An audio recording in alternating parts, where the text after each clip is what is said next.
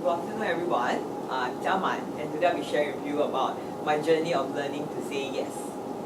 So you can see, you might know her. She's a very popular lady. She's like Emma Watson, who actually someone who I look up to, that she's like a representative of female power, female empowerment, and then she's very smart, she's very confident of herself, and I always hope that one day I can be like her.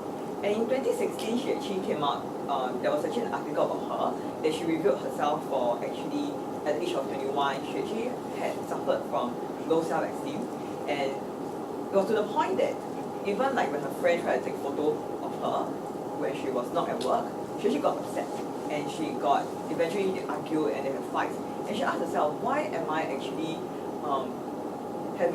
facing this difficulty with my friend? Why am I feeling so self-conscious about it?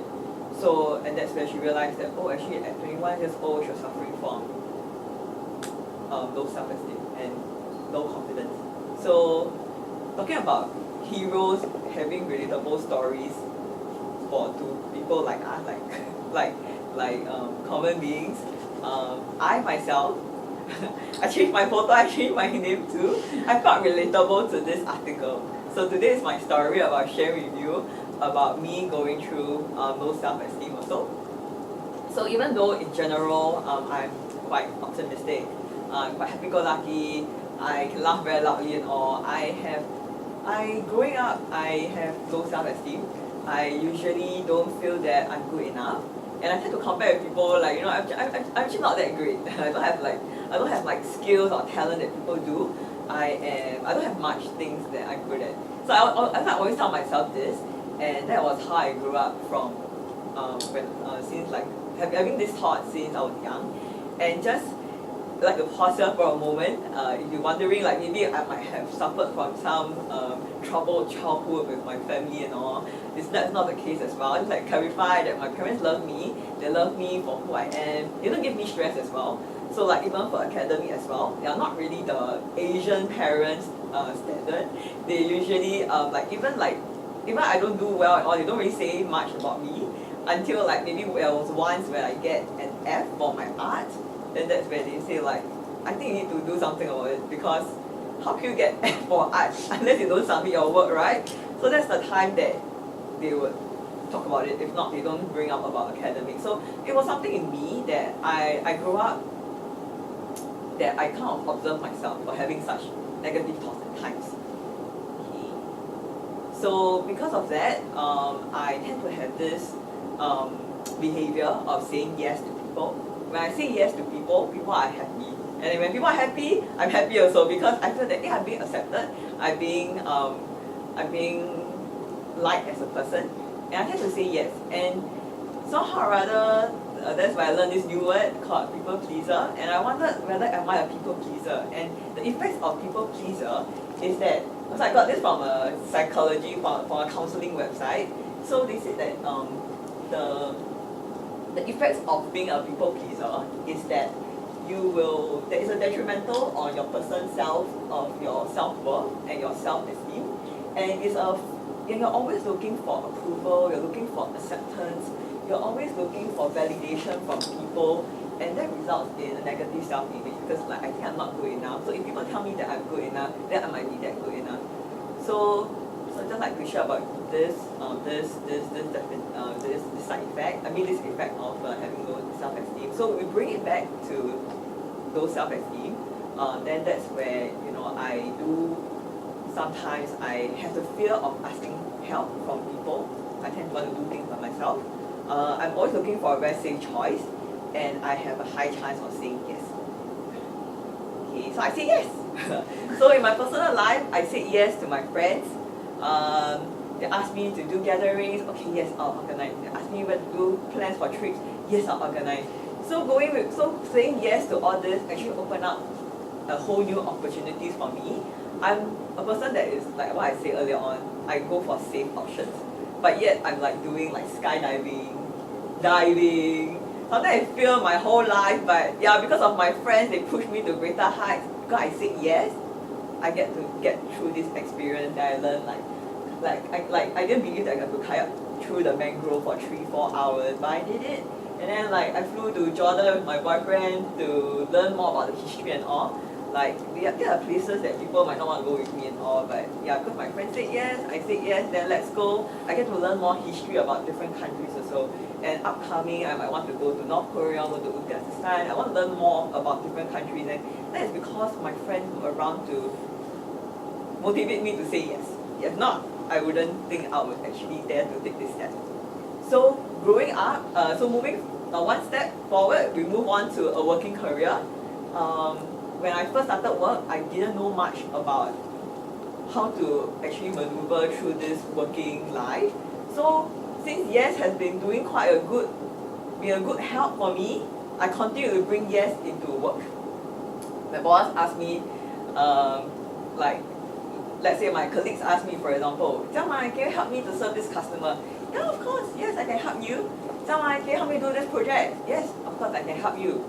So yes was really good for me too. My boss recognized my efforts. We managed to earn awards, so we got a team award together. I managed to gain better, I managed to gain some small achievements at work, recognition, and I felt that I'm actually improving. That builds my self-confidence too. And that was where I kind of said yes a little too much, when actually there was once where my colleague actually went on no pay leave, and my boss asked if I could cover, and I thought that I could help. I wanted to help. I thought I was ready, and I said yes, let me help. And that was where the work started to come in more and more, and I'm taking more work. I started to have meetings after meetings overlapping meetings that even I myself, I couldn't cover. I asked my work buddy to cover. My work buddy couldn't cover. I asked my colleague, another colleague, to cover for me. So ended up, I had so many meetings to go to and all, until I was exhausted. I was lying on the sofa one day, I was just resting, closing my eyes. And then work calls came, messages came in. Jiaman, can you do this for me? Jiaman, can you do that for me? I was very, very tired at the moment. I take a deep breath, and then I said, yes, I help you. And that was where I find myself hitting the max capacity of saying yes. Where actually there was one meeting that I was in, I think for that sudden outburst due to stress and all, then I teared in the meeting. And that's when my team realized that, oh, Jiaman actually is burnout. And that was where for the year, even though I took in more work, I was way more tired, I put in a lot more effort. It was the first time I didn't get a good grade for work. And that's when I learned that not only I have to manage my work, I have to show my boss that I can manage myself too. So that's why I learned that the importance of yes is that, that's why I learned the importance of saying yes and no. And through this journey, I learned how to say yes in a new way. Where, let's say, for example, when I'm doing some project and the second colleague will come in with a new job request, I'll say, okay, I can help you, but give me a while, let me finish this first, and then I will help you back later once I'm done. So it's been pretty good, and because of me managing my work well, and I showed my boss that I've improved, then I got promoted, and I was offered a scholarship. This was part I did. And then I said yes and then I said yes the better way, and that's how I got scholarship, and that was how I got promoted. And when I got this scholarship to study, to study again, I was very scared because I hate studying. I don't like to study. I don't think that I can do well, and all I wanted was to study diploma actually, but my friend was like saying, why not give it a try and study masters? Masters sounds very tough. I don't think I have the brains for that. So I was very scared, and I realized that my self-doubt came out again. Like, hey, can I do it? What if I fail? It will be embarrassing. I was very scared to even take on this idea. And that was where one of my favorite shopping online boss. Love Bonita. I'm wearing her skirt today. So for her, she's actually an NTU student, but she didn't graduate. 8 months before she graduated, she dropped out. She left school. So, and the reason why she left school was because she was doing this online business, and this online business got so well that she needed to find more time to focus on her online business. So she left school for 8 months before she can actually graduate. So she's actually very, very close to graduation already. She worked so hard, but then she left. She chose to left and to focus on her business. And for now, she actually managed to reap good profits. She's now she's owning a multi-million dollar fashion empire. You still love Bonito, still the same company that she left. So I'm not asking y'all to leave NTU and follow her and you'll be rich. I'm not saying this way, okay? Not NTU going to come and catch me and and I don't have enough money to pay for your school fees. But yeah, but I just want to share that, for her, for someone that I once thought that, maybe she was a very smart student who graduated, go to a good school, graduate, and then go through a proper education system. Then she's doing well at her job. We realized that actually she chose to change her path and to do something different.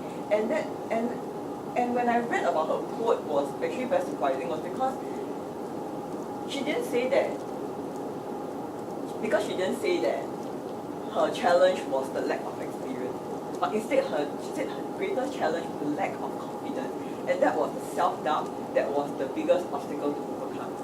And that's where I learned that maybe self-doubt is something that I need to look at. Maybe it's not about whether am I smart enough to go for a master's program, but more like whether am I even confident that maybe I can just give a try.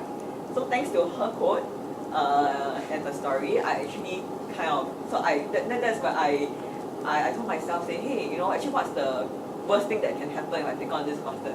Okay, at most I have to pay back my company for this scholarship, and I have to be a bit poorer, few $1,000 poorer. But at least I tried. And so far, even when I say yes, there might be failures and success. Looking back, I actually don't regret making any of these choices, going through this journey. So I said yes, and because I said yes, that's why I'm standing here today, sharing these experiences with you, and I'm thankful for this experience. So yeah, so until now, I'm definitely still learning how to be more confident. And even for myself, last time I used to be only last time before coming for my master's program, I had to look at my script. I have to look at my script, but now I am learning how to be more confident to put my script away, and I try to talk as comfortably as possible. And I hope that I can share this learning journey for myself, and I can share with you. Thank you.